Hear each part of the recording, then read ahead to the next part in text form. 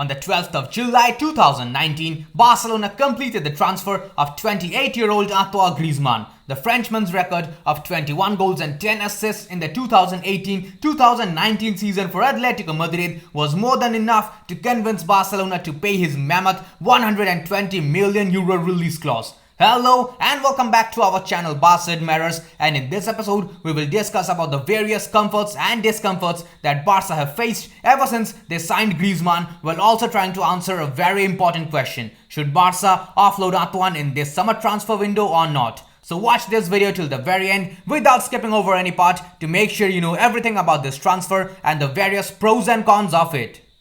Now we have a small request for our audience. Over 80% of our channel's viewers are consistently watching our videos but without subscribing to the channel. As for our subscribers, only 28% of them have turned on all the notifications for the channel and enabled the YouTube app notifications. So those who haven't yet done so, please hit that subscribe button, press the bell icon, select all, and then enable the YouTube app notifications to keep enjoying our videos. First up, let's talk about Griezmann's position in the Barcelona setup. To be honest, a lot was expected from Griezmann from the very beginning, and there was sufficient reason for that. If a player costs the club €120 million, the fans would definitely want him to perform. But his first season in Catalonia saw him being a rather poor performer and the target of understandably constant criticism from both the media and the fans. But was it completely his fault? Let's have a look. On the 22nd of March 2021, former Barcelona player and director of football Eric Abidal made a claim that if they did not sign Griezmann before, they could have 100% re-signed Neymar Jr. from PSG, because what they needed was a winger, and when Neymar was in Barcelona, he was simply amazing. Now it's indeed very much true that Barcelona have been lacking a world-class left winger ever since Neymar's departure in 2017. The €110 million invested in Ousmane Dembélé have barely been fruitful yet. Now let's be clear about it, Griezmann is not a winger. He plays behind the striker, is an elite goal scorer and is good at finding spaces. But there's the problem. In Barcelona, Lionel Messi plays a similar role. He drops back and dictates the pace of the game from the midfield. With the signing of Sergio Aguero and Memphis Depay, and the latter also operating in a similar role, Griezmann might find it hard to be a regular starter for Koeman's team in the upcoming season.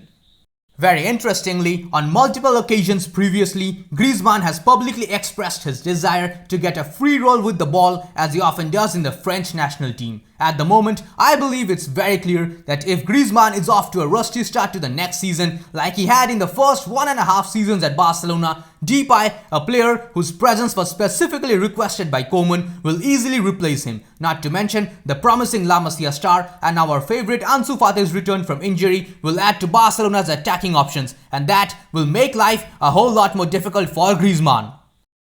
Next up, let's have a look at Griezmann's situation from an economic perspective. Barcelona are reportedly facing bankruptcy, and the new Barca president, Joan Laporta's primary target would be to save as much money as possible. He also intends to convert short-term debts to long-term debts by taking loans. He has already secured the approval of the General Assembly to take a huge loan of €535 million to repay the currently outstanding debts of the club. Now, one of the first things that Joan Laporta did on being elected as the club president was to order an audit to assess the club's current financial situation. Last year's audit report showed that the first team squad picked up a whopping €235 million in wages. Antoine Griezmann is the second highest paid player after Lionel Messi, with an annual salary of about €45 million.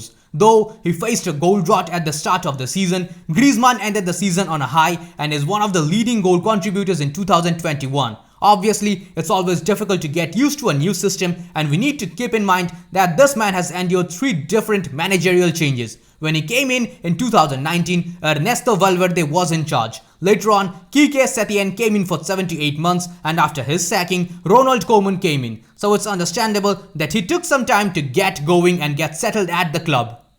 Obviously, Griezmann scored some very important goals, especially in the later half of the season, notably the brace against Athletic Club Bilbao in the final of the Spanish Super Cup. He added another brace in the famous comeback against Granada in the quarterfinals of the Copa del Rey. Griezmann has had a decent run at the Euros too, despite his team's poor performances, which might be the perfect opportunity for Barcelona to gain a considerable amount of money from transfer fees and free up the enormous wage bill.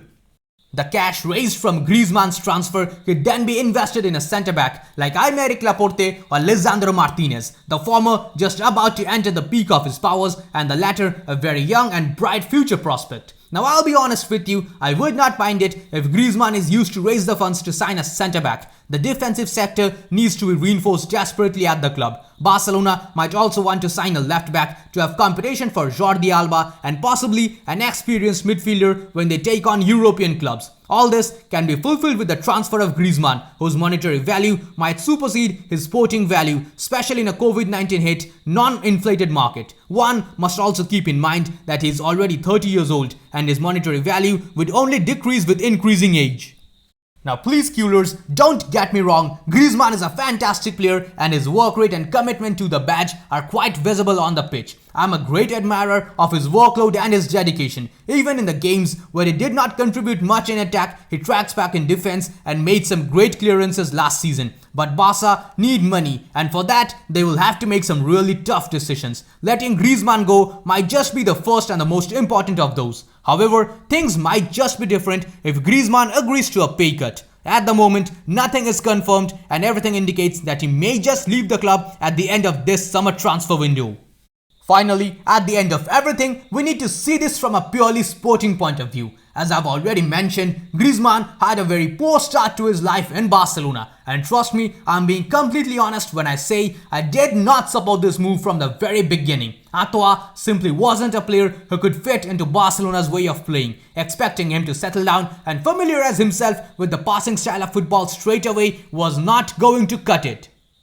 I was not surprised to see Griezmann struggling in his initial months in the Blaugrana shirt. But then again, a player of his caliber will always try his best to come back and he definitely did so. After making minimal impact in the first half of the 2019-2020 season, he was getting settled into the team. But then his progress was hampered by the sudden change of the manager in the dugout. Quite unsurprisingly, under Quique Setien, the Frenchman finished the season with just 9 goals and 4 assists. A total of 13 goal contributions is pretty low for a player of Griezmann's stature.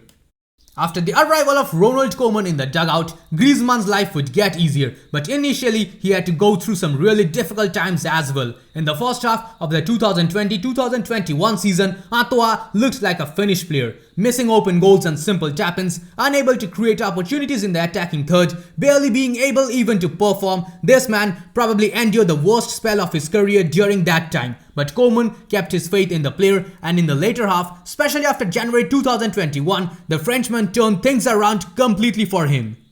He scored twice in the Supercopa de España final against Athletic Club de Bilbao, although Barça did end up losing that game. Griezmann also scored a memorable brace against Granada in the quarterfinals of the Copa del Rey and helped Barça achieve a magnificent comeback. Finally, in yet another brilliant performance, he assisted Gerard Piqué in the last minute with a brilliant cross from the left side of the field that helped Barca take the thrilling semi-final against Sevilla to extra time. Of course, the team won the trophy later on after winning that game and defeating Athletic Bilbao once again in the final. He finished the season with 13 goals and 7 assists, the highest contributor of goals in La Liga for Barcelona behind Lionel Messi himself. Of course, I've already mentioned his amazing work rate and his defensive contributions. Throughout the season, Griezmann completed the most number of ball recoveries amongst all the attackers in the team, whilst also completing the most number of successful tackles. That surely is exemplary, and I believe the club needs someone who can perform like this consistently.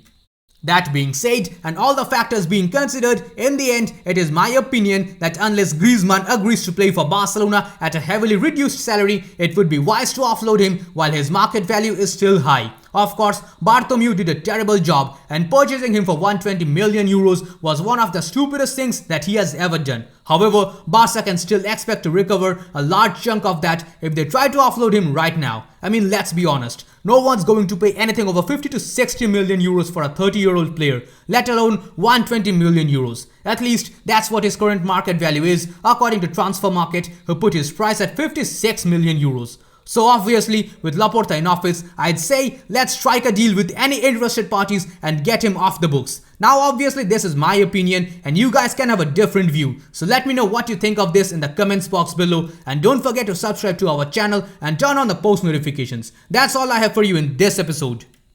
We have always been overly impressed by your response to our videos. So in this episode, we have decided to set a target of 550 likes. Please, Qlers, help us reach our target on this episode as well.